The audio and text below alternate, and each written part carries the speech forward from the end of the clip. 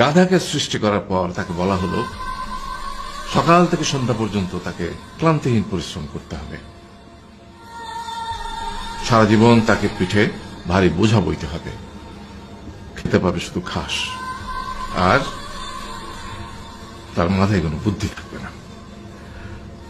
তার আয়ু হবে 50 বছর। গাধা করজোড়ে সৃষ্টিকর্তাকে বলল, আমি এত বছর বাঁচতে চাই না, আমাকে 20 বছর আয়ু দেওয়া হোক। সৃষ্টিকর্তা সেটাই মঞ্জুর করলেন।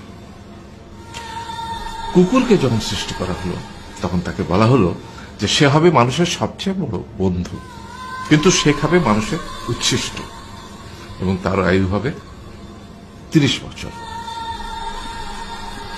কুকুর সৃষ্টিকর্তাকে বলল, আমি এত বছর বাঁচতে চাই না, আমাকে 15 বছর আয়ু দেওয়া হোক। সেটাই মঞ্জুর করা হলো। এরপর বানরকে বলা হলো, তুমি শুধু গাছের এ ডাল থেকে ও ডালে ঝুল খাবে এবং নানান রকম ফন্দি ফিকির করে মানুষকে আনন্দ দিবে, তোমার আয়ু হবে 20 বছর। মানুষ বলল, আমি 20 বছর বাঁচতে চাই না, আমাকে 10 বছর দেওয়া হোক। সেটাই মঞ্জুর করা হলো। এবার এলো পুরুষ মানুষের পালা। তাকে বলা হলো যে তুমি হলে প্রাণীকুলের মধ্যে সবচেয়ে বিচক্ষণ এবং বুদ্ধিমান, সেই জন্য তোমাকে প্রাণীদের শিরোমণি করা হলো এবং তোমার আয়ু হবে 20 বছর। তখন পুরুষ মানুষ বলল, করজোড়ে বলল সৃষ্টিকর্তাকে যে 20 বছর আয়ু অত্যন্ত কম, হে প্রভু, আমাকে ওই গাধার সে যে 30 বছর আয়ু চায়নি সেটা আমাকে দেয়া হোক, ওই যে কুকুর 15 বছর ফিরিয়ে দিয়েছিল সেটাও আমাকে দেয়া হোক, আর যে বানর 10 বছর নেয়নি সেটাও আমাকে দেয়া হোক। 20 বছর অত্যন্ত কম, আমি দীর্ঘদিন বাঁচতে চাই।